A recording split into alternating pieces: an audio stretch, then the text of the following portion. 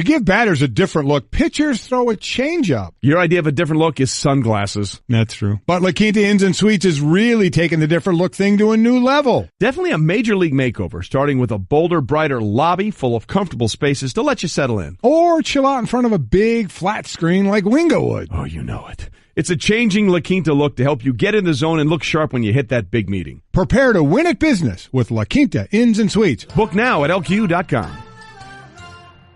Glad you're with us on a Friday morning. Golic and Wingo on ESPN Radio and ESPN2, presented by Progressive Insurance. All phone guests join us on the Shell Pennzoil Performance Line. Mike Golic, Trey Wingo here. And I have to say, it was exhausting to watch. Yeah. But I freaking loved how the U.S. Open played out yesterday.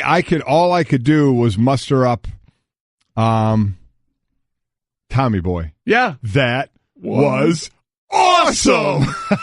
I'm with you 100,000,000%. God. Those people that on Twitter world, I'm turning this off. I can't watch it. Why, man? Yeah. Why? Listen, it's supposed to be hard. I don't want to see a tournament where you're 17 under. You know? Now, this was a little on the hard side, but you give me the choice. I want a little more on the hard side or the easy side. Give it on the hard side. Are you kidding me? Come on, man. It's our national championship. It's not supposed to be a layup drill. Okay? Look, these guys are so good, they'll go out and shoot 15, 16 under par every week. It's okay for one tournament, which is supposed to be the toughest test in golf, to maybe have them struggle a little bit. I got no problem with it. Zero. It is interesting because so many people are like, well, this is terrible. I'd rather watch Aaron Hills. Why? Why would you rather watch that? This was singularly unique, and guess what? You got 3 more days of it.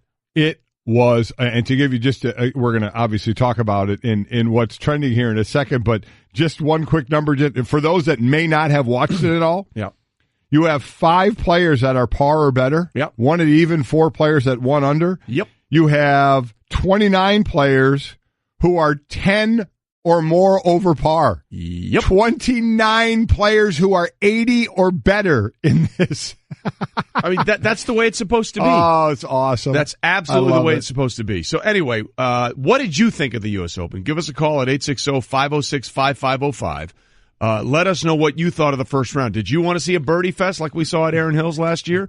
Or did you want to see somebody struggle? Yeah. And make them work for it? Let us know what you think. 860-506-5505. We've got a lot of guests coming up on this, too. Mark Rolfing, who does great work for NBC and the Golf Channel, will be joining us in a little bit. We'll also get Andy North a little bit later on. It was also not only the start of the U.S. Open, Mike, yesterday, start of the World Cup. The host team, Russia, came out with a big win. We'll have Julie Foudy coming by the studio. And break it all down, yeah. And our draft we had yesterday, that gets going with some of the games going on today, with 3 games going today. We'll talk about the matchups. Forget the matchups by the country. It's the matchups by the staff here in our draft and our bet. So that's what we're looking for.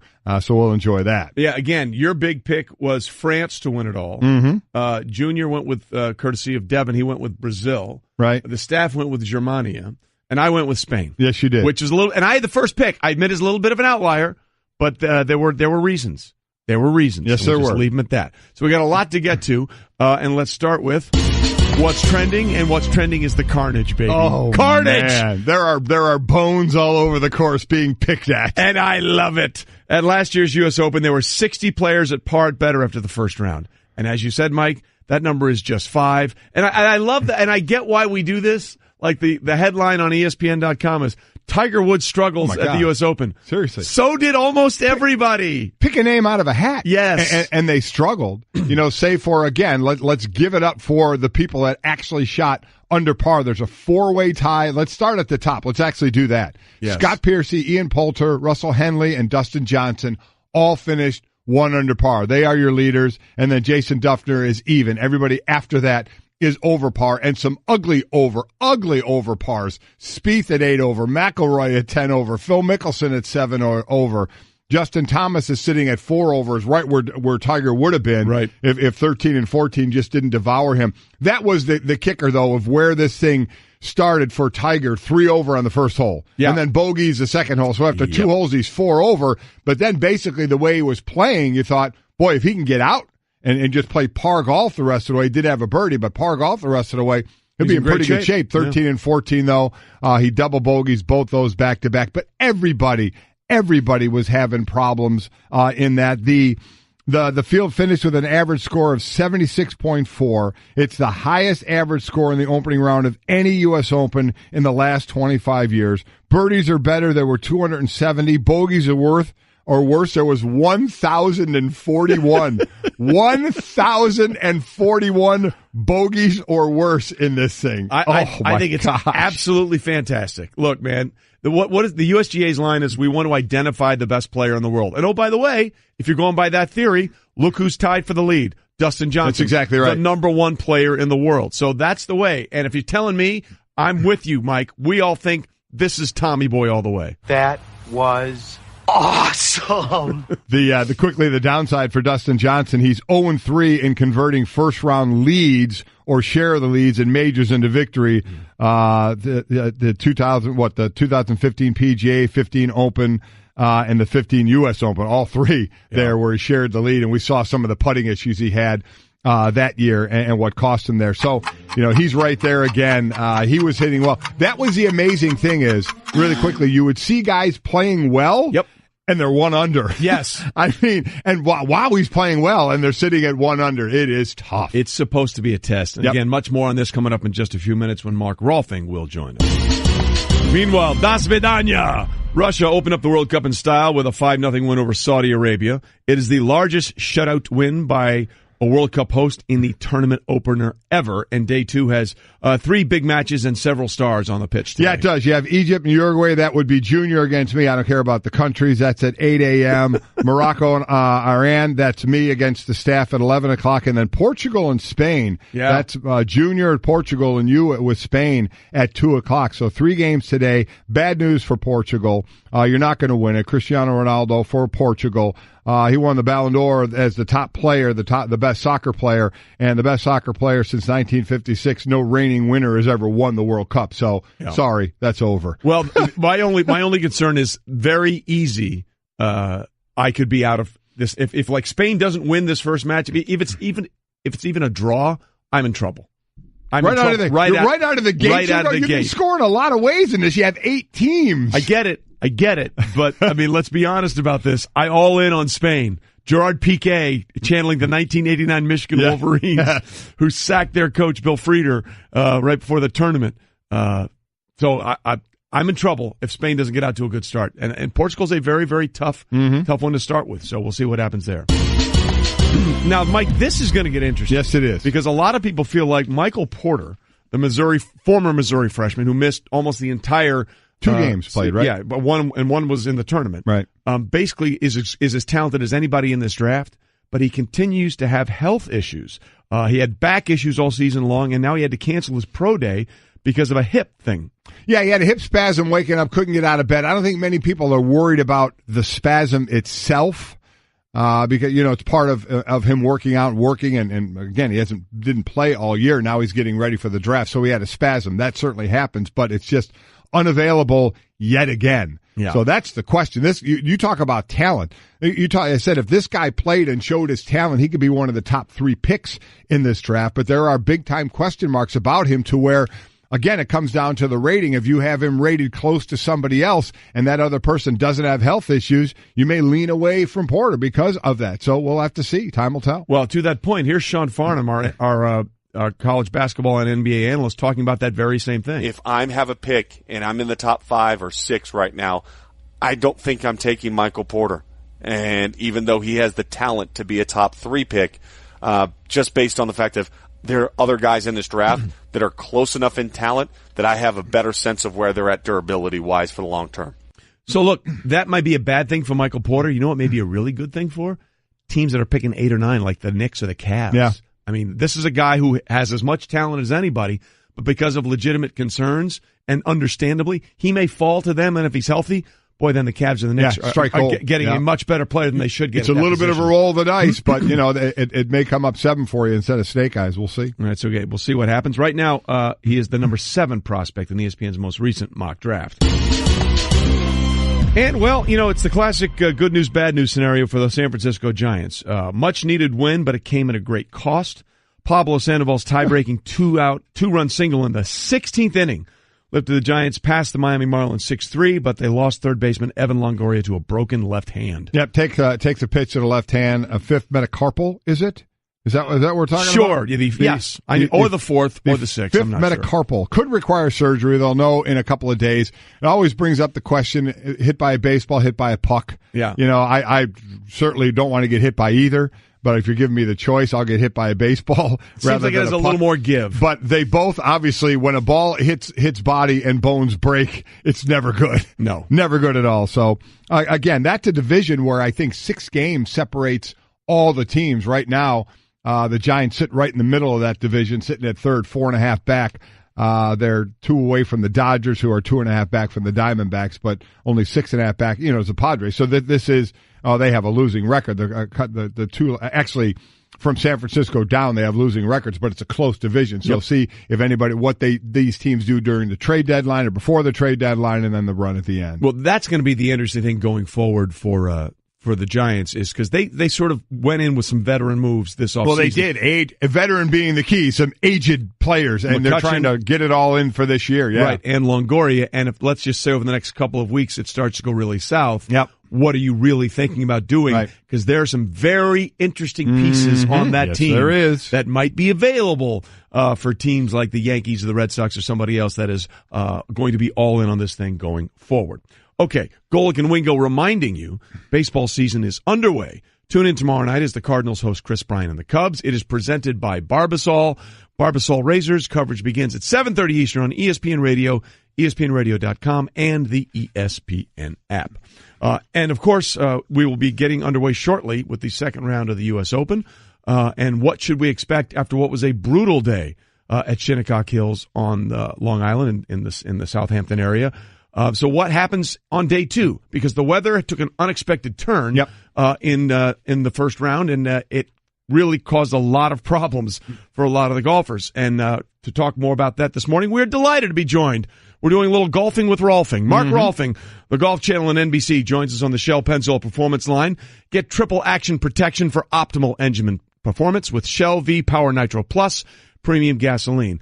Mark, good morning. Thanks for being up early with us this morning. It looked at times yesterday, Mark, like we were playing the plantation course at Kapalua with some of the wind that was blowing across Shinnecock Hills. It was tough yesterday, but Wingo, you need to get in the helicopter and get out here and tee off in the next half hour because it's beautiful right now. The wind isn't any more than 3 or 4 miles an hour, and I think the guys with an early start this morning are going to see a much easier golf course. I'm not saying there's going to be scores in the low 60s, but the scoring will definitely be better today. Well, and speaking of early starts, Tiger Woods, Dustin Johnson, and Justin Thomas all, I believe, have an 8 o'clock tee time, so they could be part of that early group that at least 2 of those guys need to score well as Dustin Johnson's tied for the lead. All right, Mark, all we heard yesterday was because of the rain, boy, this could make the course a little easier to play on Thursday. That's what a lot of us were expecting going in. And then all of a sudden it wasn't. What changed? What made it more difficult for these players, and was it unexpected? Yeah, it was a little bit unexpected. The direction of the wind changed, and it came from more of sort of the north and west. And that's the hardest wind here at Shinnecock. The prevailing wind is from the south and east. And the wind turned around. But the other thing that happened was that they had to slow the greens up. They were really concerned about balls moving on the greens and stuff. And if the wind had gotten to 30 miles an hour, that might have been the case. But anyway, they slowed the greens up. They prepared them a little differently. And when the greens get slower like they were yesterday, guys just aren't holding putts. So everything was tough yesterday, but then they couldn't make the putts that they needed to save all those pars. Yeah, exactly right. As Mark Rolfing is joining us, breaking down the U.S. Open with us. By the way, I will be coming to Shinnecock, but sadly the helicopter option not available. We're gonna have to do the driving thing, Rolf. So it could be a grind of an afternoon for me just trying to get there, let alone what's going to be going on at the course. You mentioned the putting. We saw Tiger with a 4-jack on one of the greens that really was problematic. I got 13. Yeah, but the issue that I have, and it's supposed to be hard, right? People are complaining, Aaron Hills was so much better, and people were making birdies and eagles. What is, as a guy who's been a student of the game, who's played the game at the highest level, what do you prefer for a U.S. Open? Do you want a birdie fest, or do you want to see these guys grind? I kind of like seeing these guys grind. I wouldn't want to see it any more than 1 week a year, but this is our national championship. And the U.S. Open is supposed to be tough. You can love the U.S. Open, but you don't have to enjoy it. And most people don't. And I really think that if you look at the successful tournaments, the most important tournament in the world right now is the Masters. And the reason it is it got a personality early on, and it stuck with that personality. And if you look at the U.S. Open, it's kind of been all over the place the last 4 or 5 years. Right. They've tried some new venues like Chambers Bay and Erin Hills, and it really didn't work. And so now here we are. We're back to the rotation. We got Shinnecock, Pebble Beach next year, Winged Foot after that. The U.S. Open needs to get its personality back. And I think the personality should be, and always has been up until the last decade, it's the toughest test in golf. So, Mark, let's put that number at one of the biggest names out there, Rory McIlroy, at 10 over par. Where, starting from him going on down to where we know some of the other names are, where do you put that line of guys that can actually get back into this thing? Rory McIlroy cannot win the U.S. Open now. He's just too far behind. People tend to think the U.S. Open's an easy tournament to come from behind. It really isn't. If you look at the last 19 U.S. Opens, 17 of them had been won by somebody that was within 4 shots of the lead on round one. So I think Rory is already out of it. Dustin Johnson in particular, if you look at the strength of his game right now, it's his short game. It's his game around the greens. He really didn't hit the ball that well yesterday. But because his short game is so good, he is able to play very conservatively. And consequently, he is not going to go out and make a bunch of double and triple bogeys. He could have a couple of times yesterday, but decided to lay up and take his medicine. And that's a different Dustin Johnson than we would have seen a decade ago. But because of that, it's going to be hard to come from pretty far behind, and I think McIlroy's out of it. Mark Rolfing with us from the Golf Channel and NBC. And to that point, the USG always likes to say, Rolf, hey, we don't want to embarrass the best players. We want to identify them. And in that case, when you have 4 guys that are 1 under, and one of them is the reigning number 1 player in the world, if you're the USGA, you have to be saying, look, this is exactly what we're looking for, right? Yeah, I think so. And, it's pretty hard to not embarrass some people when you're trying to identify the best player. The players that have a weakness in their game are going to get embarrassed, when you have an examination like Shinnecock. Tiger's weakness right now is his putting. There's no question about it. It's not just this week. He's had 4 tournaments in a row where he's putted really poorly. The surprise to me was Mickelson. Usually his weakness is his driving, and He actually drove the ball yesterday. But I think he was more of a victim of the greens that were slower. I don't think he was ready for that. They were a little bumpy, and he just didn't make anything either. So, it was a tough day, definitely, for a lot of those top players. Mark, we've heard some of the players complain in the past. Really, more it's been about the speed sometime of the greens, but they have complained about the course. Are you getting any of that from these players, or it's just, unexpected wind, different direction, that's the way it goes, or are they complaining? There's a little complaining.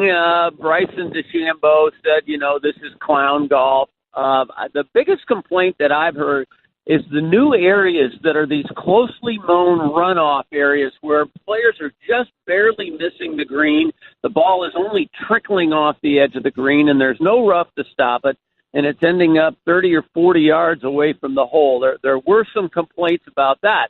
But definitely mowing these areas down around the greens has made Shinnecock tougher. It would be easier if there was longer rough around the greens. Yeah, we saw that specifically on 1 and 10. Yep. Where Tiger had his triple, and I think Justin Thomas on 10 had a triple as well, because they went over the green, and then the flop shots come up short, and they end up with a 6 or a 7 pretty damn quickly. Well, for the folks watching today, people always think the longer shots are harder and the into the wind shots are the hardest when it's really windy, but that's not the case at all. Here at Shinnecock, it's been the shorter shots and the downwind shots, like that second shot at 10, I thought was the hardest shot on the course yesterday. It's just totally unique to Shinnecock. Yeah. I think there were more double bogeys or worse on 10 than there were birdies. Yeah. I mean, it was just insane. Amazing. Okay, so, Mark, here's the question for you. Listen, 4 under was the winning score in 2004. Right now, literally, it's on pace for that to be the winning score again. Right now, if you could bank 4 under, how confident would you feel about your chances to win the U.S. Open? I would be on the Today Show and Golic and Wingo and everything else on Monday morning. I mean, that 4 under would be magic right now. That would be solid gold. I'm still thinking there's a chance even par could win. The course is going to play easier, but I'm not sure by Sunday the scores will actually be going down that much. So if I could have 276 minus 4, boy, I'd take it right now. What? You and me both. And by the way, 1 week a year, 1 tournament a year, I'm okay with this. I don't want to see it every week, but yeah, let's let the best players in the world grind it out and see what happens. Rolf, always appreciate you being with us, man. Thanks, Mark. All right. Keep up the good work, guys. You got it. Mark Rolfing, one of the best. Couple other notes for this. The leaders are 1 under. It's the first time since 2006 that the first round leader at the U.S. Open was 1 under or worse. Colin Montgomery was 1 under in 2006 at Wingfoot. And more to the point about Phil, because Phil is somebody I was rooting for. I want to root for in this. He hit 13 of 14 fairways, and he's 7 over. I mean, to me, that sums it up in its entirety, because Phil did what you have to do with Shinnecock. You have to put it in play. Yeah. And then guess what? Then you had to hold the greens, and it was absolutely impossible. Rolfing says the wind's down a little bit today, so those guys going out today that need to score, they're going to have that opportunity. We'll see if that happens. Golic and Wingo, presented by Progressive Insurance. Commercial insurance through Progressive protects your business and your dream. Choose from over 30 coverage options at progressivecommercial.com. All right, listen, we're about to be in this vacuum where the only things you hear from the NFL are things you don't want to hear because players are away from their teams for the next 6 weeks, and it's already started. There are 2 players who said some things that probably they shouldn't have said, and we'll tell them why for completely different reasons. Hey everyone, Mike Golic here. Support for the Golic Wingo podcast comes from our friends at Rocket Mortgage by Quicken Loans. Chances are you're confident when it comes to your work, your hobbies, your life. Rocket Mortgage gives you that same level of confidence when it comes to buying a home or refinancing your existing home loan. With Rocket Mortgage, you can apply simply and understand fully so you can mortgage confidently. To get started, go to rocketmortgage.com/Mikes. Equal housing lender, licensed in all 50 states, NMLS consumeraccess.org number 3030.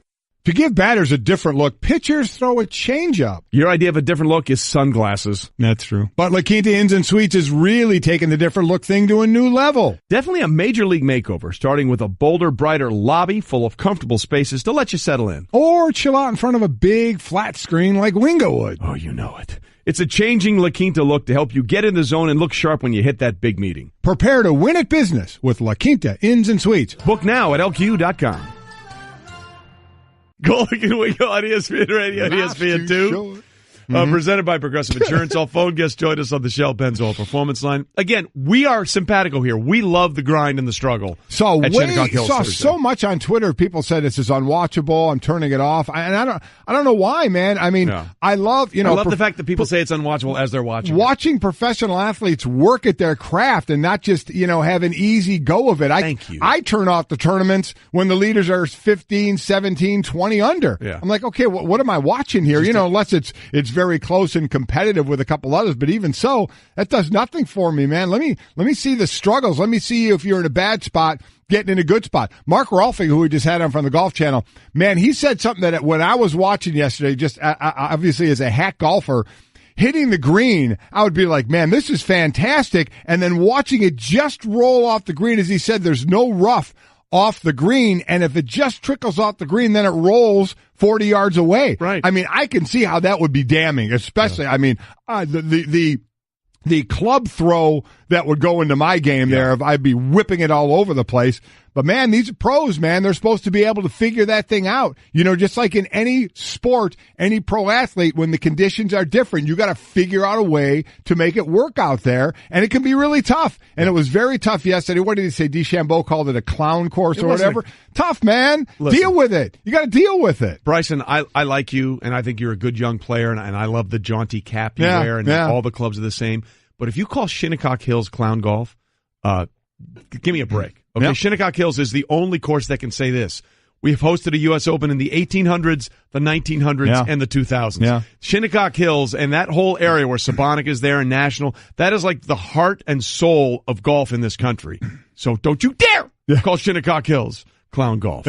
All right, it is time for Straight Talk now, brought to you by Straight Talk Wireless. Best phones, best networks, no contracts. So we're getting into this void where it's going to be very hard, Mike, for me to play this.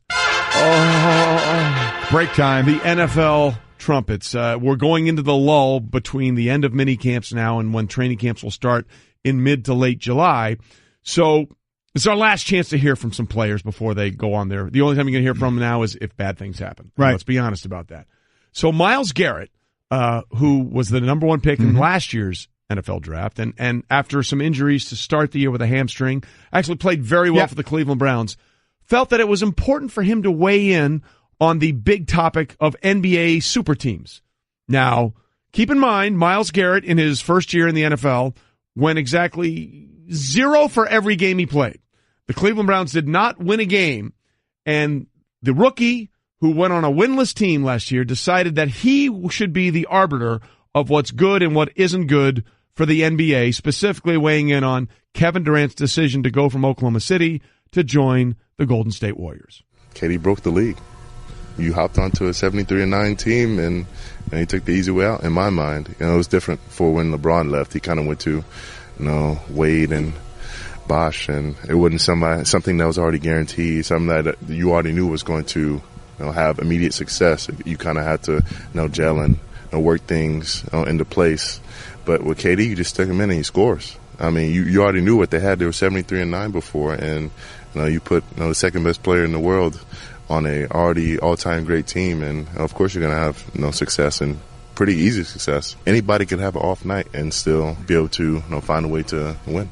Okay, a couple of things there. First of all, on one level, he's right. I mean, 73-9, you put the best player, of course you're going to win. Yeah. Should he be the one making these discussions? Well, listen. He's allowed to have his opinion. I'm never going to nail somebody for having their opinion on what they think. But hopefully Myles Garrett, when he has a chance to move around, doesn't sign a deal with a Super Bowl team, right? I mean, he says he wants to earn it.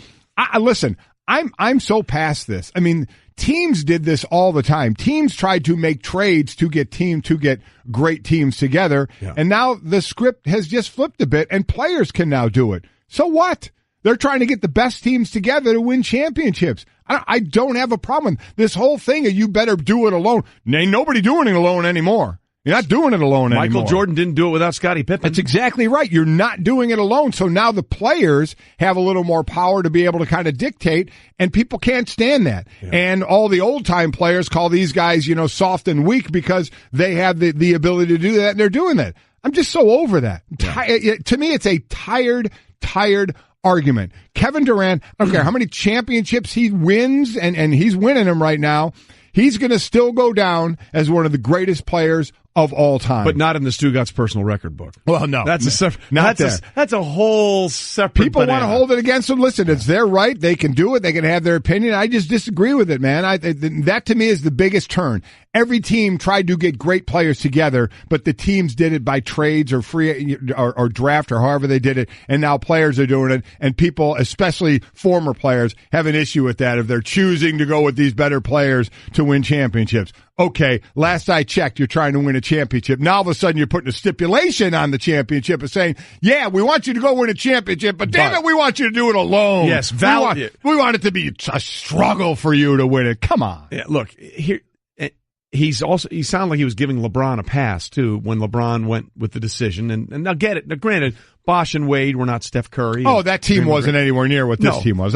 So I understand that part of it. But it's certainly Kevin Durant was not the first guy to do this. I mean, that's the other thing. But to your point, if the players have the power, what's the big deal? And here's where it got worse on 92.3 The Fan. Myles Garrett continued. If I were him, I wouldn't have never made a move like that in the first place. Me, I'm too competitive to try and ride on somebody's coattails to get a W. But for him, I mean, you might as well stay at the spot you're at now. There's no point in leaving since you've already taken that moniker where he's been called the snake and the cupcake and all that. But you might as well stay and just keep on winning. Okay. I mean, listen. Well, he's going to keep going down that road. I don't expect him to change, but riding the coattails, he's the best player on that team. Yeah. So, he's riding the coattails. He's the second best player in the league. I get what he's saying because others have said it as well. And again, if that's Myles Garrett's opinion, so be it.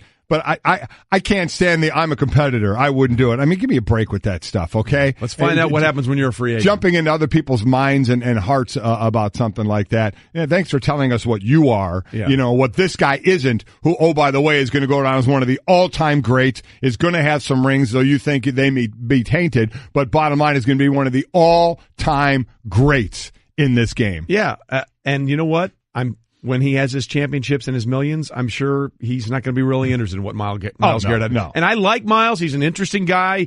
He's a sort of a unique mindset to the NFL. But come on, it's just worry about KD. Again, he's allowed to have his opinion. Yeah. More power to. I just disagree with it. Correct. The whole thing is kind of flipped with how the teams are formed right now. And it's okay when the team does it, but when the players want to do it, then all of a sudden they're soft, they're looking for the easy way out and the whole deal. Yeah. Every player should be thrilled with players having power to make decisions like this. I'm a one-trick pony, literally. I show up at kids' parties and act cute. That's pretty much it. So excuse me for being bitter. When Geico says not only could we save you money on car insurance, but we do more. Like give you 24/7 access online, over the phone, or even via our award-winning mobile app. Well, ooh la la, aren't they multi-talented? Hey, I said organic carrots. Geico. Expect great savings and a whole lot more. Hear ye, oh yay, oh yay. To quote the great Samuel L. Jackson from the Smash Film Training Day, King Kong ain't have nothing on me. Wait, Samuel L. Jackson from what movie? He confused Samuel L. Jackson for Denzel Washington. Yeah, I thought the Training Day was Denzel Washington. Rolling on. I did too. Oh, man. Yeah, I thought we were going to have to beep him out. Yeah, Jerry screwed that one up pretty bad. Sports Center brought to you by DXL. If you're built like a linebacker or a power forward, finding clothes that fit has never been easy until DXL. DXL was built just for XL guys with over 100 brands and an unrivaled fit starting at size XL. So get to your nearby DXL store. You can check them out online as well at destinationxl.com. Built to fit, built XL, DXL. All right, Golic and Wingo with you this morning. Again, we want to get your reactions to the first round of the U.S. Open. What did you think of it? You can either tweet us or call us in at our voicemail line, 860-506-5505, 860-506-5505. Just for clarity, by the way, we've mentioned this is the first U.S. Open since 2006 with the first-round leaders at -1 or worse. That year at Winged Foot, the winner was Jeff Ogilvy, and the winning total was 5 over par. Yeah. So that's where we could be headed when this thing is all done and put to bed. We're reminding you, Golic and Wingo are, that you can tune in this Sunday for an NL Central rivalry as the Cardinals host Chris Bryant and the Cubs, presented by Wendy's. Coverage of Sunday Night Baseball begins at 7 Eastern on ESPN Radio, ESPNRadio.com, and the ESPN app, and at 8 on ESPN and the Watch ESPN app. So again, we're getting to that football void, which is sad for so many of us that love football as much as we do. But Antonio Brown, the absolute stellar wide receiver for the Pittsburgh Steelers, in one of the last days of Steelers mini camps and OTAs, decided to vent some of his frustrations about where he is in his life. You know, I'm constantly under the pressure. I can't go nowhere and work out by myself. Fans come meet me at the field. You know, I can't do nothing normal. You know, you guys write about me every day. My mom, my kids see it. So we have to deal with these type of things, you know. And I started to think to myself, am I really free? You know, I can't really express myself in this game. I can't really tell you guys how I feel. You guys make the pressure to put pressure on me all the time. Am I really free? You know, and I go to asking myself that in regards to taking away time from my kids and everything that's going on. So I had to get away to, you know, free my mind. What did you learn from that process? Well, I'm still under pressure. You know, you guys in my face asking me about not showing up to volunteer practice. Okay, there's a lot to get into there. Yeah. First of all, they're voluntary practice. I have no problem if someone doesn't show up because they're voluntary. Sure, right. You know, that's exactly right. But am I truly free? Come on, man. I mean, come on. Listen, what are you saying? For a guy that is truly free with a lot of his tweets and then doing live Twitter and in a post game locker room when your coach is talking. In a playoff locker room, you're tweeting. Listen, my thought is the same about professional athletes, entertainers. I said that, you know, I love reading my rag magazines about the celebs out there, the actors and the entertainers and stuff. I'm sorry, don't want to hear it. Yeah. You know, that's part of the life. And the better you are, the more scrutiny there is. And I'll continue to say, you love that lifestyle. You love the money that comes along with it. You love the notoriety. You can't just have it on your terms. You can't do it. You're gonna be in front of the camera. You're gonna be asked tough questions. You're gonna be asked a lot of questions. You are gonna lose some privacy. I'm not saying it's the greatest thing in the world. I'm not saying, because people would even say to me, if I sign an autograph in the airport, they're like, oh man, does this happen to you all the time? I'm like, listen, I am not a star. I mean, stars, they get, Mike, you're a star. They can get You're mobbed. a star in my mind. They can get mobbed at times, but you know what? That's part of it.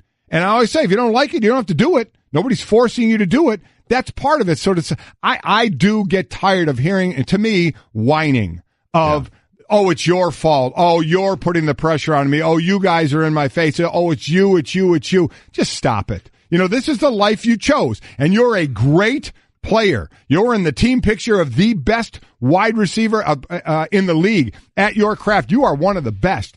So I don't want to hear it. I just don't want to hear it. You want your narrative out when you want it out, just like entertainers do, just like actors do. When they want to get their stuff out, they'll go public with it, right? Yep. They want it on their terms, but when it comes back and they lose some of the privacy and all that, then they complain. So to me, I think that is completely wrong to sit there and point the finger. You guys do this. You guys do this. It's a life you're in, Antonio. It's a life you're in. You accept it or you don't. Well, the two things that drive me crazy there is he says, I can't express myself. Why? No, why can't you? No one's saying you can. You can choose not to because maybe you don't want to hear the reaction to what you're saying. And the other thing he says, I can't go anywhere and work out privately. That's because you put everything on Instagram. I mean, literally, you are the easiest person to find in the world. I follow Antonio Brown, and his feed is entertaining. But I can tell you exactly where he is at almost every point of the day because he's putting it out there for people. So if you're going out to work in a park somewhere and you put up the video of you there and people know where you are, guess what? Yeah. If they're a fan of yours, they're going to come watch That's you. Exactly right. Just don't do that. And, you know, and this is also, I always say about, for pro athletes, never talk publicly about money because people don't want to hear it. People don't want to hear this either. Yeah. People don't want to hear a guy who's playing in the NFL. He's one of the best players in the NFL, making himself about $18 million a year, and then you're out openly complaining, you guys take my privacy away. Man, nobody wants to hear that. Nobody wants to hear that coming out of you at all. Look, just do your stuff, man. You know, just do your stuff, and if you comes with the territory. If you have a problem with it, fine. But how many, without getting simplistic about it, how many people would say, I'll make that trade. You know, you do me for a while and I'll do you for a while. And I get it's different. I understand that completely. But dude, are you free? Yes. You're free to do whatever you want. You're just choosing to do some of these things that A, come with this territory, and B, stop putting it out there for everybody. If you don't want, if you want to work out on your own, don't tell everybody, hey, look, I'm working out here. Exactly look at the video of me working out at doing? this certain place. Yeah. Makes no sense to me. All right, coming up, here's a really interesting question. Is a basketball Hall of Famer being held to a very unrealistic standard when it comes to what's expected of him in his job? Well, answer that question. To give batters a different look, pitchers throw a changeup. Your idea of a different look is sunglasses. That's true. But La Quinta Inns and Suites is really taking the different look thing to a new level. Definitely a major league makeover, starting with a bolder, brighter lobby full of comfortable spaces to let you settle in. Or chill out in front of a big flat screen like Wingo would. Oh, you know it. It's a changing La Quinta look to help you get in the zone and look sharp when you hit that big meeting. Prepare to win at business with La Quinta Inns and Suites. Book now at LQ.com. Golic and Wingo, ESPN Radio, ESPN News, presented by Progressive Insurance. All phone guests join us on the Shell Pennzoil Performance Line. Mike Golic, Trey Wingo here with you. Again, we're going to have a second round of the U.S. Open coming up in just a little bit. Plus that World Cup is underway. The World Cup is underway. Yes. And that was a call of one of the Russian goals that made it 3-0 on Fox Sports in their big 5-0 win over Saudi Arabia, thus putting me down in the pool already. Because Saudi Arabia was one of the last teams I picked for obvious reasons, as they lost 5-0. But none of you guys on our sort of pool sheets of integrity, for lack of a better term, in the World Cup have played yet, and I'm already one down. Yeah, well, the staff had Russia, so they're obviously so I'm in trouble. Yeah, you're in trouble there. We have a few games we'll get into today on. And again, we don't care about the country so much as what the picks were for our Golic and Wingo. It's all about us. It's not like love of, yes, it's not like we want to win. That's exactly right. That's exactly what it is. I don't have a big connection with Morocco other than the fact I picked him in my draft. Let's go, Morocco. Okay, there you go. That's exactly Team right. Morocco, baby. Yeah, which, by the way, North America took down in the bid for the 2026. Yeah. Can you take that? If you could imagine if we had lost to Morocco. Yeah. Like North America had lost to Morocco. Morocco had to be going, wait a minute, there's 3 countries we're going against here in Mexico, Canada, and U.S. Morocco. What's going on? We're we. Yeah. We're just little Morocco. Let's get more money together to give to the officials. Oh, okay. Come on. Mike, that's Did the I old say that That's out the loud? old FIFA. That's the old guard. It's completely gone. It's my fault. Sorry. Totally different. Okay, so we got 3 World Cup matches? We got 3 today that we're going to get to and what's trending, by the way. Hey, so all right, save it for that. Plus, expectations for Magic Johnson. Are they realistic? We'll get into that after we delve into what's trending. And we'll start with the absolute train wreck, which was awesome at the U.S. Open round 1. 60 players last year at the U.S. Open at par or better after the first round. In 2018, there were 5. And there are 29 players after the first round that shot 80 or worse, and one guy shot a 92. Yeah, Scott Gregory, poor guy, 92. And his first hole was a par. He started out great. Tiger started 3 over on the first hole. Gregory started at par and shot a 92. I mean, absolutely incredible what went on in this. But again, let's give it up for the actual 4 leaders of this. There are 4 players all tied at 1 under, so 4 under par. Scott Piercy, Ian Poulter, Russell Henley, and Dustin Johnson. And the amazing thing is when I'm watching this and seeing a good amount of obviously Dustin, who was golfing with Justin Thomas and Tiger, and Russell Henley, you see them, they're golfing well, now, and then they're only 1 under, but there, that's like gold for this course. The one incredible moment of Dustin Johnson hit it into the rough, and everybody, including Tiger Woods, was looking for the ball. Everybody, the TV commentators on the course, they actually showed the TV replay and then were basing it off the TV replay on where the ball was. It was incredible. And then finally, when the ball got found, it accidentally got stepped on. Which means Dustin Johnson got a drop. Winner. Which, I mean, I would have been like, hey, whispering, anybody find my ball, step on it. Yeah. Because that means I'm going to get a free drop out of this thing. Yeah. That was unbelievable. But to watch Tiger in there moving the grass around, helping the him look replay for says the ball, it's right here. It should be right unreal. in front of you. Yeah. By the way, it's very cool. We have to give it up for Scott Gregory. Shot a 92. Yeah. He's the British amateur champion. He had a really good tweet about it. Tough day today. Well, very tough. Enjoying the stick I'm receiving. He's playing with a club and looking forward to playing well tomorrow. # golf is hard. Yes, Scott Gregory. Yes, it is. 3 pars. Sorry. That's 3 pars, 10 bogeys, 3 double bogeys, 2 triple bogeys. I would sign up for that 92 so fast. No, me too. So fast on that course, the way it's set up. I absolutely would sign up. And then, as we said, Russia dashed my Saudi Arabian hopes, opening up the World Cup in style with a 5-0 win. It is the largest shutout win by a World Cup host in a tournament opener. So 3 games up today, Egypt and Uruguay. That would mean, again, for our draft, that's Junior against me. He has Egypt, I have Uruguay. That's at 8 a.m. Morocco against Iran. That's me with Morocco, and the staff has Iran. That's 11. And Portugal and Spain. So Cristiano Ronaldo getting involved in this one. That's at 2 o'clock. Junior has Portugal. You have Spain. So it's a big game for you right out of the gate. It is. Look, I went all in on Spain. They were the 3rd betting favorite. The reason I didn't go with Germany is because they won the last time, and really no one in the modern era of the World Cup has ever repeated. Look, Germany's awesome. Don't get me wrong, and their goaltender is fantastic. But I played the history card then, and then it became down to, do I want to go Brazil or do I want to go Spain? And I just wanted to go Spain. And as far as Portugal winning the whole thing, the Ballon d'Or, which is the award for the best soccer player, been given out since 1956. No reigning winner of that award has won the World Cup. Right. And the reigning winner is Cristiano Ronaldo from Portugal. So is that going to knock them out? He's fighting what Dustin Johnson is fighting is you don't win that the week before and then win the U.S. Open. Yeah, that has never happened. So we'll see if that happens for Cristiano Ronaldo. Dustin Johnson, meanwhile, off to a good start in making sure that he makes maybe an historic first with winning the U.S. Open after winning the week before. Well, it don't mean a thing if it ain't got that bling. Mm-hmm. And the Eagles got their bling, ladies and gentlemen. By the way, Cliff, when's your Super Bowl ring coming? You're getting one, right? Listen, I heard it's coming in the mail. Here's getting delivered here. Can't wait. Hopefully they insured that for a lot of money. Cracker Jack box. Because the Eagles Super Bowl rings include 219 diamonds and a salute to the Philly special. That's the coolest thing about it. Yeah, it has a waterfall of 127 diamonds playing tribute to the Philly special. It represents the sum of the jersey numbers on the 3 players that were involved in the Philly special, the touchdown in the Super Bowl. But as Trey mentioned, 219 diamonds, 17 green sapphires, an underdog mask inscription, because we know where that went when it was Lane Johnson who first started wearing the underdog, the dog head. So they did. It was Trey Burton. It was Nick Foles, and who was the running back involved in that? I can't remember the name of the running back. Yeah.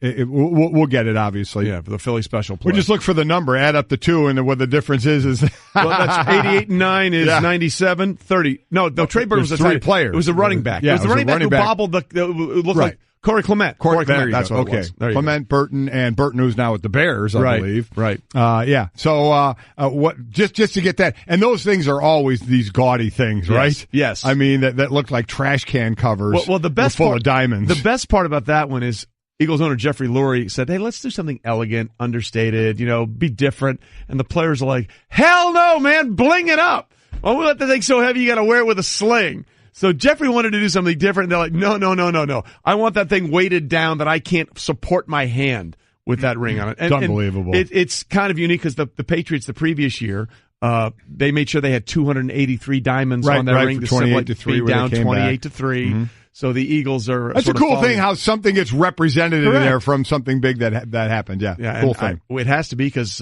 we don't have one of those. No, we do not. We never will. So that is what's trending. By the way, 30 for 30 podcasts have returned. Subscribe to 30 for 30 podcast right now on the Listen tab of the ESPN app or on Apple Podcast. It is brought to you by ZipRecruiter, the smartest way to hire. Try it for free by going to ZipRecruiter.com/ESPN. Okay, we're in this sort of interesting holding pattern, Mike, right now in sports. Outside of the World Cup, which is going on, which will be great. Again, we've got our teams and our countries that we picked throughout the entire tournament. We've also got the U.S. Open going on right now. But we're in that window where the only time you're going to hear about NFL players is if something bad happens, because they're in that 6-week thing where they're away from their team. That's when coaches don't want their phone to ring. Correct. This is where coaches are concerned because the players have free time and disposable income. And sometimes that can be problematic. It's also this time when we're in a waiting pattern for what happens next in what is going to be the summer of LeBron. Right? I mean, in fact, this is what we're all waiting for. We're spinning the wheel of LeBron. Right. And we're going to find out where it lands. That's exactly right. It's LeBron watch. In fact, not only do we have the wheel spin, we are ready with everything you need to know to get you through LeBron watch.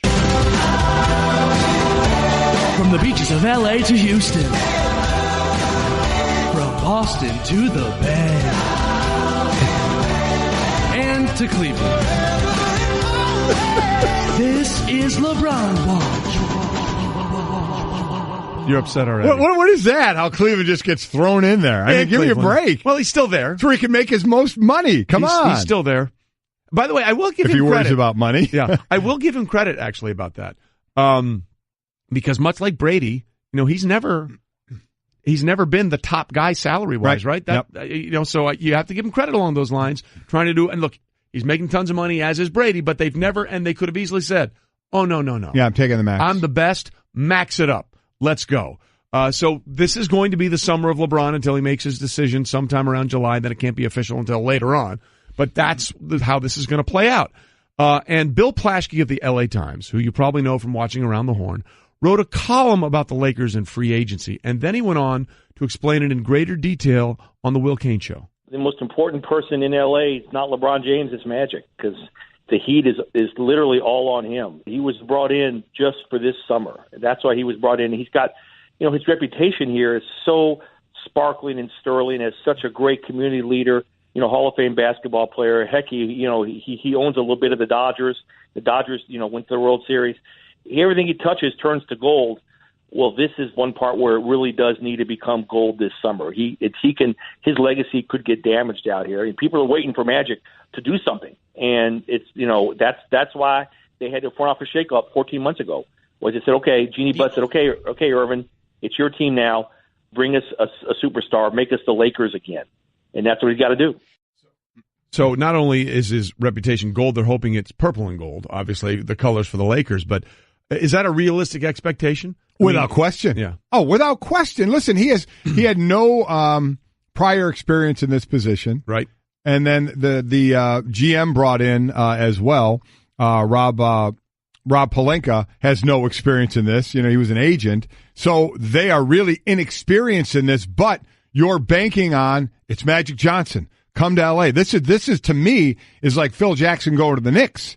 Is Phil was brought in there. If he wasn't going to coach, his job was going to be, hey, I got a bunch of rings on my finger. I know they were from coaching, but I've led a lot of teams to championships. I'm here in New York. Come join me in New York so we can win some more.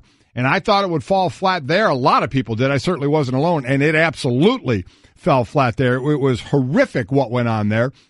Now, I'm certainly not saying that's what's going to happen in L.A., but to me, absolutely. That's Magic Johnson, man. You put him out front and center with what he's done on the court, off the court, you know, that unbelievable big smile of his, that personality of his, and the Laker history that he has that said, man, come to L.A., man, let's do this thing here, and let's bring guys in. That's absolutely a huge part of his job description, in my opinion. So do we think, okay, and what makes this even more, I think, problematic at this point for Magic is what is everybody saying? Oh, he's definitely going to go to the Lakers. I mean, that's the odd. That's a betting favorite right now. We had those air quote 4 entertainment sources that say LeBron is coming to L.A. Stephen A. Smith has said he sees L.A. as the prohibitive favorite to land LeBron James. So it almost puts even more pressure on Magic because if somehow, some way, with everything trending in this direction, if he doesn't go that way, then it's a much bigger deal. Well, this is one of the main reasons right here. We all knew when LeBron was going to be, free up to go to another team, and Magic is in place now. The new regime is in place to try and lure him there to finish his career. And I know there are a lot of people that are saying, wait a minute, if you're a Laker fan, I've heard out there Laker fans saying, some saying we don't want this. We don't want to get rid of all our young players to bring in older players like LeBron and like Paul George for the possibility of winning a couple titles. You're certainly not guaranteed anything. And then we're not going to build off these young players that we have because we're going to have to possibly get rid of them.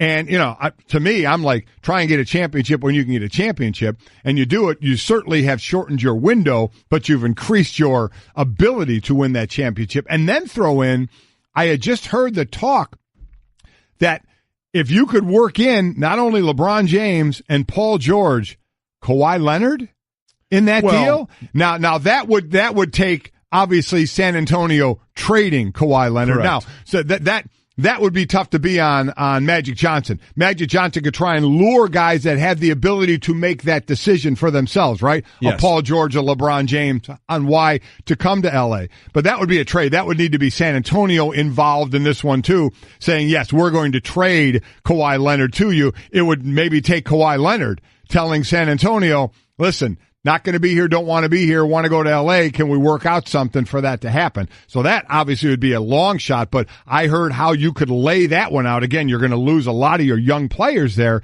in L.A., but let me tell you what, LeBron, Paul George, and Kawhi Leonard, now you're talking about a team that's going to challenge Golden State, in my opinion, I think, without question. Kawhi, the best two-way player in the game. Some say you'd have the top two, and he and LeBron. I don't think LeBron is up there at the top with two-way players in the game anymore. His defense just isn't what it was. I know he was on 6 All-NBA teams, but that was years ago. It's just not what it was. So it's Kawhi as that two-way player. So that would be something, but I think that would be a bit of a long shot. But back to what we were talking about, this is absolutely Magic. Hey, Magic, go do your thing, man. Go show us your personality. Go sell the Lakers to LeBron and to Paul George and get them here. Well, look, from a numbers perspective, it's pretty easy for the Lakers. They can sign both George and James, both of whom can become unrestricted free agents if they decline their options. Then they can create sufficient cap space just by waiving Luol Deng and stretching his contract, then renouncing the rights to their free agents. Well, this has been doable without giving up the Kuzmas and Alonzo This has been Balls. doable after the trade they had, that helped with Cleveland during the year and some of the players they freed up. So this has been the plan all along. So let's call it what it is. Yeah. If Magic Johnson doesn't get those guys there, his first big thing to do, he will have failed at, right? Yes. I mean, that's how people are going to view this, right? Well, and yes, it is. Right or wrong, what you can think it's right, you can think it's wrong, but that's how it's going to be viewed. Well, the other thing, too, is not. By the way, as we're dealing with this and what's going to happen with LeBron James, we're presented by Progressive's Home Insurance with insurance for cars, homes, boats, motorcycles, RVs, and commercial vehicles at 1-800-PROGRESSIVE and Progressive.com as we continue to spin the wheel of LeBron, which we'll be doing all summer long. Yes, we will. The thing that's factored in this, I think, first and foremost, the first chip in this is going to be Kawhi. I think that's going to be the first thing because I don't think anybody's going to make any commitments until they know what's going on with Kawhi Leonard and the Spurs. Are they going to work something out in San Antonio, or are they going to agree to mutually part ways after what was a very difficult year and seeing his injury differently? So, right, that's the first chip that has to fall. But then you got to get guys like Kawhi Leonard and even Paul George can make a hell of a lot more money by staying in Oklahoma City over the long term than he can going to L.A. Now, look, he's going to make money no matter what. I mean, he could get like $30 million by going to the Lakers, but we're talking. I think he could get significantly more than that over the long term by deciding to stay in and play with Oklahoma City. So then the question becomes, not only do you have to figure out if you can get these players, are these players willing to, they'll make money, but they're going to make the money that they could be by staying somewhere else because Kawhi Leonard can get that huge Supermax contract in San Antonio. Yeah. Well, that's the whole idea of these guys staying with their own team, that they can make more money, especially the Supermax deal. That's right. What it was done for. And that's even the Max deal, you get that extra year to stay with your original team. So as it comes down to what I've always talked about, what is in it for the player? What are they looking for? You know, does Paul George want that ring to where, he's going to make a ton of money. He'll make more in Oklahoma City, but a ton of money to go kind of get that ring. So that's all individual choices that these guys now can talk to one another about. Yep. They can have these conversations. It's illegal for teams to talk about free agents. It's not illegal for players to talk to one another, especially who are free agents, about what they want to do and the plans they want to have. So we'll see where this goes. But back to the main thing. The Lakers are the betting favorite to get him. And this is what Magic Johnson did. Now, he's there, they hope, I'm sure, for the long haul to rebuild a championship team in L.A., but this is one of the major first pieces of, hey, Magic, what kind of pull you got, man? What kind of pull you got? Can you get LeBron James to come to L.A.? Because there is the other side of that, of the Kobe Bryant hanging over as well, of Kobe that will say, well, he's here, he ain't winning championships, it's just putting another feather in my cap of it's all about championships, all about championships. You know, if LeBron does go there and not win championships, that just kind of hangs over everything. Again, from a numbers perspective, here's what we've got. The Lakers could create about $70 million in salary cap space by renouncing their rights to restricted free agents like Julius Randle, then using the stretch provision on Luol Deng, which would allow them to pay out the final 2 years of Deng's contract over the next 5 seasons. That would give the Lakers more than enough cap room to sign James, projected of a max cap contract of about $35.4 million starting salary, and another max free agent such as Paul George. The Lakers could also create the max cap space for LeBron and George while keeping Randle and trading future first-round picks along with Deng's contract without taking back any salary. So there's a couple ways they can do it. Oh, they can do it. They set it all up for this. And then the question becomes, do you believe that a Lakers team with LeBron James, who's going to be 34, Paul George, who had a disappointing season with Oklahoma City, and then the two young players, Kyle Kuzma and Lonzo Ball, is that enough to take down Golden State? I don't think so, no. Yeah. I mean, you throw Kawhi Leonard in that mix, now all of a sudden, absolutely, but it really gets dicey then. So money-wise. Without question, and what they would have to give up. So, no, I don't think they would be a better team in L.A., yes. And they would be able to certainly compete with the Houstons of the world and with up there with Golden State, but I don't think it's a team that could beat Golden State. But look, I think LeBron would be in a better position to beat Golden State than where he is in Cleveland right now. Yep. But going to the West, it would just stop him from going to another NBA final, exactly. To go to his 18th in a row or whatever it would 75th, be. I think. Yeah. And then the other question is, because I've said this, look, just because Golden State's a prohibitive favorite doesn't mean they're going to get to 5 straight finals. It just doesn't happen. You have to ask yourself, 15 years in, it'll be year 16. He was amazing at 33, played all 82 games. Can he be that again 16 years in at the age of 34? You can't just say those are givens anymore, and we will continue until we know where he's going to spin the wheel of LeBron. Coming up, it was a brutal first day at the U.S. Open. Fun to watch the pros kick it around the course, or did you hate it? Would you rather see the birdie fest? Leave us a voicemail, 860-506-5505. We'll get to some of those, Mike. Hey everyone, Mike Golic here. Support for the Golic Wingo podcast comes from our friends at Rocket Mortgage by Quicken Loans. Chances are you're confident when it comes to your work, your hobbies, your life. Rocket Mortgage gives you that same level of confidence when it comes to buying a home or refinancing your existing home loan. With Rocket Mortgage, you can apply simply and understand fully so you can mortgage confidently. To get started, go to rocketmortgage.com/Mikes. Equal housing lender, licensed in all 50 states, NMLSconsumeraccess.org number 3030. To give batters a different look, pitchers throw a changeup. Your idea of a different look is sunglasses. That's true. But La Quinta Inns and Suites is really taking the different look thing to a new level. Definitely a major league makeover, starting with a bolder, brighter lobby full of comfortable spaces to let you settle in. Or chill out in front of a big flat screen like Wingo would. Oh, you know it. It's a changing La Quinta look to help you get in the zone and look sharp when you hit that big meeting. Prepare to win at business with La Quinta Inns and Suites. Book now at LQ.com. Golic and Wingo presented by 1-800-Flowers.com. Surprise a friend or loved one today with a bouquet from 1-800-Flowers.com. When you order a dozen multicolored roses for only $29.99, you'll get another dozen absolutely free. Go to 1-800-Flowers.com/ESPN. If, according to Damian Woody, a good golf shot is like sex, then yesterday at the U.S. Open was like a bunch of divorces. It's a bunch of really bad first dates. Holy smokes. I think it's a bunch of really, really bad first dates. Yeah. So listen, it was, we loved it. It was awesome. It was a tough day. And I love the fact that because of who he is, this is going to be the way it's going to be. There were many players that shot worse than Tiger, including a guy who much more recently than Tiger has been the world's number one player in the world. That would be Rory McIlroy. Right, 10 over.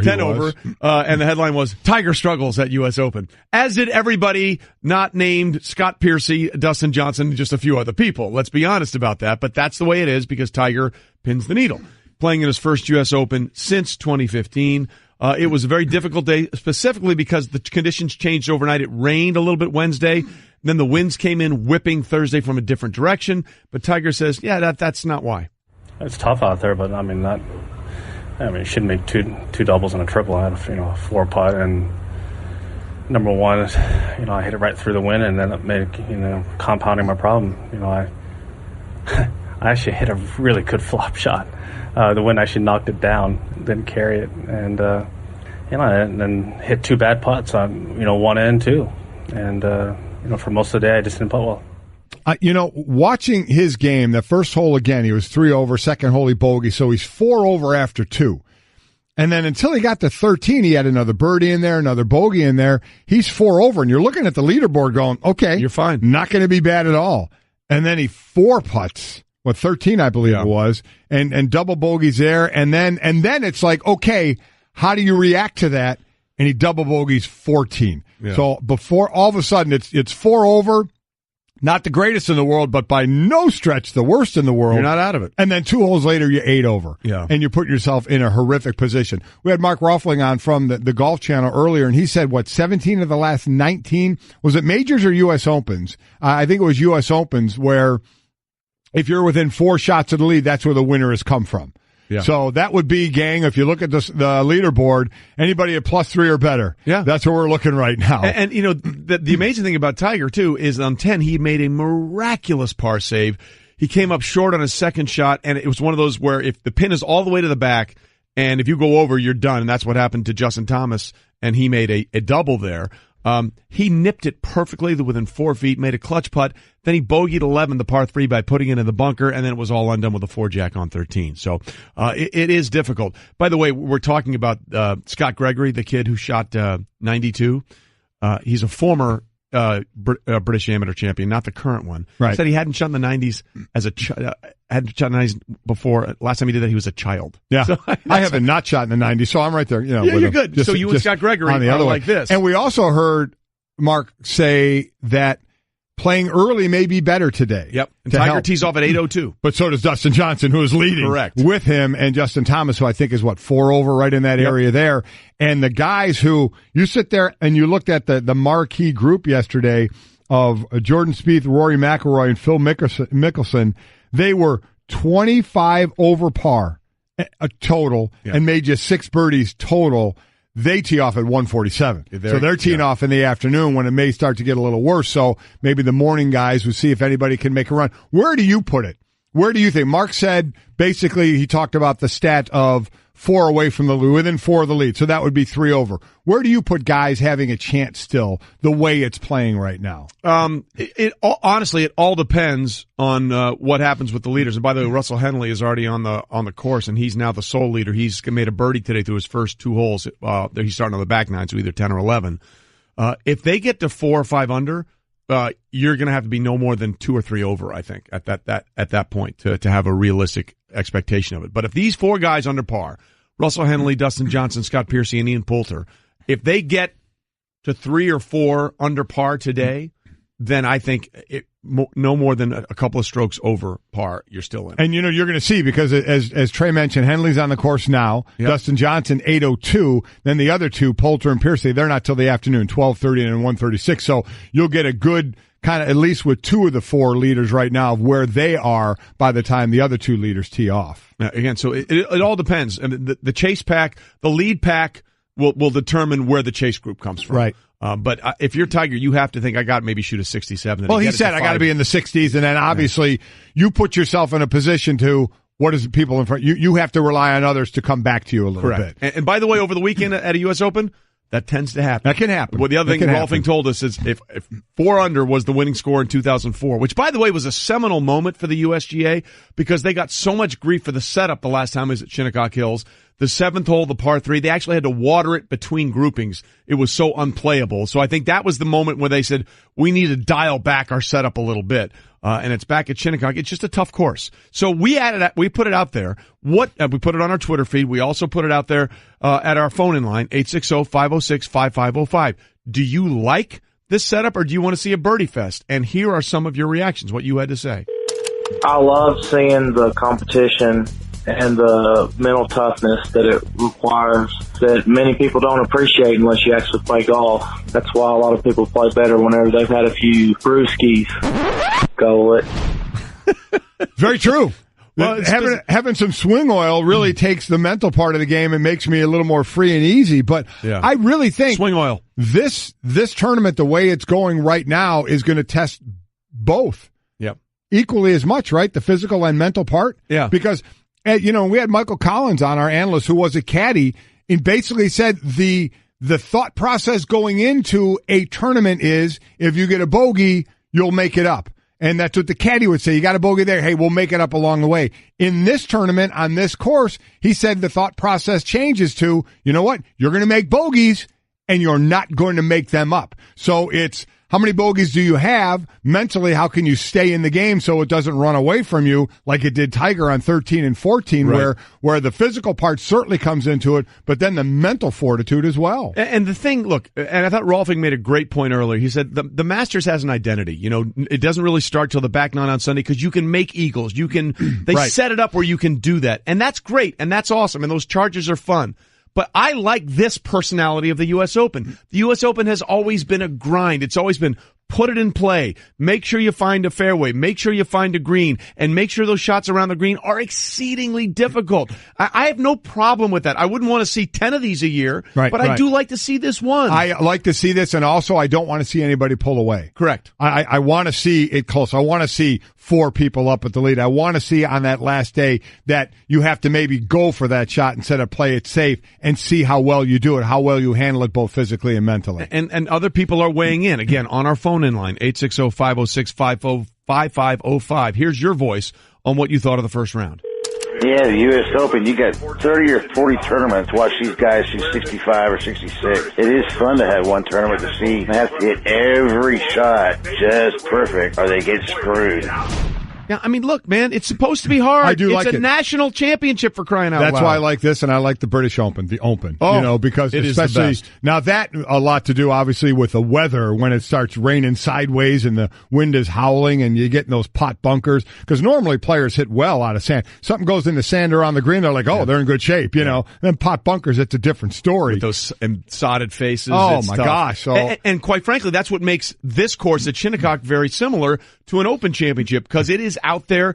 It's sort of set up like a links course. I mean, it's not perfectly a links course, but it's out there where you are exposed to the elements. You're looking at this course when they're doing the overhead, and you're going, everybody, it's so difficult. There's not one tree to worry about and no water to worry about. Yeah. it's still brutal. Unbelievable. That's the testament. Look, if you have a problem with Shinnecock, you have a problem with golf, okay? Because the Shinnecock is one of the founding courses in this country. It's a testament to the history of the game in this country. It is awesome. Don't blame the course. Blame yourself for not being tough enough to get through 4 rounds at Shinnecock if you're struggling. Washing my nose, oh yeah. I'm a shower curtain, and I do one thing. Keep water from leaking everywhere. So you see why I feel useless compared to Geico, who does so much more. Like, not only could Geico save you money, but they've been around for over 75 years. And they give you 24/7 access online, over the phone, or on the Geico app. And they've got a 97% customer satisfaction rating. They do all this while I have to listen to this chucklehead. Oh, good, he stopped. Washing my toes. Oh, great, an encore. Geico. Expect great savings and a whole lot more. Got a new guy here and I hate him. Tell everybody why I don't like you. I did not know Mike Sr. played in the NFL. What did you know about me? Great radio host. Well, way to save it. I knew you were an athlete. But you had no idea what I did. No. Get out. There's something about his face. I want to punch him right in the face. Well, please don't, because then I'd be looking for a new host. Well, have to say that person's never been heard from again. Golic and Wingo reminding you that baseball season is underway. Tune in tonight as the Cardinals host Chris Bryant and the Cubs, presented by Indeed. Coverage begins 7:30 Eastern on ESPN Radio, ESPNradio.com, and the ESPN app. I have to say, that's like the old line saying, look, I'm not saying that guy is buried under a car somewhere in the desert, but I'm not saying he isn't. There you have it. We'll just leave it to your imagination. Leave it to your imagination. Theater of the mind. Yep. We are presented by Progressive Insurance, Golic and Wingo. All phone guests join us on the Shell Pennzoil Performance Line. And again, we played some of your voicemails. Keep them coming. What did you think of the first round of the U.S. Open and its complete and utter carnage? Average score, 76.5, essentially. 6.5 strokes better than par. 860-506-5505. Golic and I are of the mind. We loved it. It's okay to see the best in the world have to struggle to try and win as opposed to a birdie fest. Like for example, one of the lowest rated U.S. Opens ever was Rory McIlroy's win at Congressional in 2011. He had the lowest score in relation to par. I think it was 18 or 19 under. He just made the most birdies in a birdie fest, and no one really cared. Yeah. In fact, that Sunday was the lowest rated U.S. Open final round in the history of how long they've been rating U.S. Opens. So the viewership will tell you, we don't want that at the U.S. Open. We want to see something else. And then there's something else that you don't want to see when you are finishing up a mini camp or an OTA, and that's a fight that can lead to all kinds of problems, and we saw that happen, Mike, with the Giants. Yeah, interior line, offense, defense, Damon Harrison, the D tackle, and Will Hernandez, their second-round pick, offensive guard. Who a lot of people thought would be a first-round pick. A first-round talent. Baller. Plays with an absolute attitude, and it shows. They got in a fight, which is not shocking. In minicamp, there's no pads on, just wearing helmets. Yep. And the fight escalated up to the point where Hernandez's helmet was off. Damon Harrison had it, and Damon Harrison basically threw and or swung it at Will Hernandez's head. Can't do that when he didn't have a helmet on. Listen, that obviously goes too far. Pat Shermer, the head coach, even said, "Listen, the fight's the fight, that happens, but it escalated to a point that we can't have." And that's, taking a swing with a helmet at somebody who doesn't have a helmet on.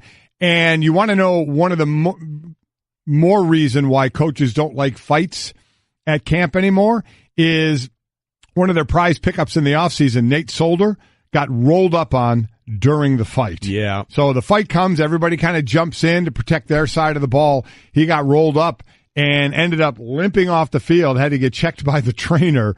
And you thinking to yourself, are you kidding me? Tell me this guy hurt his knee because of a fight. Then a coach would go nuts. But fights happen all the time. They're certainly not tolerated today like they had been in the past. Some will let them go a little bit more than others. This one escalated again.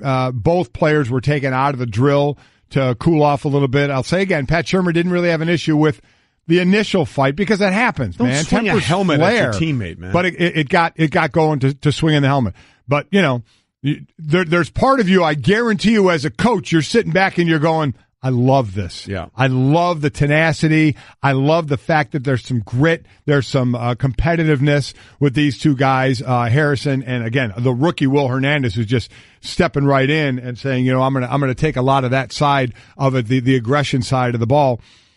And some don't like it. Listen, I played in Philly with Buddy Ryan. I was about to say, Buddy Ryan, who was your head coach, was really the defensive coordinator and just said the offense, you go figure it out on your own. But I mean, what was the worst fight you ever had? Oh my God. I mean, we had a fight in one-on-one drill, offensive line, defensive line, where one of the offensive linemen threatened to go to his car and get his gun. Oh, I mean, it got bad. I've told the story about we ended up, Ron Heller fighting in the, squaring off in the nude coming out of the shower against Jerome Brown in a fight when we were all there. It was like West Side Story. And then you realize you're standing there in the nude about to fight. One standing there naked. I mean, it got somewhat ridiculous. When I was but I came from that element of Buddy Ryan, where basically, especially in 9-on-7, which is a running drill in full pads that we would run, there was a fight almost every play. And Buddy didn't stop it. And by the way, if Buddy thought there were guys on the team that weren't tough enough, he would make sure they got in that drill and got involved in the fight. Do I think it went overboard? Yes, it went overboard. But listen, I wasn't the greatest athlete in the world. I was a habitual line stepper. That's kind of the way I played anyway. So Echo of the whistle. So it was fine by me. Echo of the whistle. So I went to Miami, right, as a free agent. Right. So I'm down there, and I had hurt my calf before camp had started, so I was in sweats. I was in shorts and a T-shirt. And a fight broke out, and Don Shula hated fights. Now, I'm new there. Right. A fight breaks out. I don't care whether I'm in pads or not. So they're all in pads fighting, and I went flying into the fight. Our guys are fighting, man. I'm protecting, the defensive side of the ball. And I didn't think anything of it because I just spent 7 years doing it in Philadelphia. Buddy Ryan. Not even a thought process. I almost got fined. Really? Don Shula talked, I read it in the papers, was thinking about fining me because I wasn't practicing. I had no equipment on it. I ran into the fight. I'm like, oh my God, do you want to talk about two differences? Now, Don Shula, Hall of Fame coach, and has some Super Bowls and pretty well. He wasn't a big fan of it. Buddy Ryan loved his fighting, but that was one side I came from, going to almost a complete opposite of the other side. It was pretty wild, that's for sure. Well, you know what this is? We always say in this business, know your audience. Yeah. Know your boss. I figured it out pretty quickly. I figured it out I found out really quickly. He said, okay, got to read on this one. Yes. Know what I have to do, but no problem with the fight, but you can't swing a helmet. Don't punch a guy who's got a helmet on. Don't break your hand. Don't break your hand, and don't try and break his face. Yeah, you can't swing a helmet at some guy. That's emotion getting involved. But that's going. You got to know when to not go that far. All right, so we've learned that. But what have we learned? What you would do if you had the Stanley Cup for a day? Oh man, we'll ask someone who will quite literally have one of those days next. Stay with us.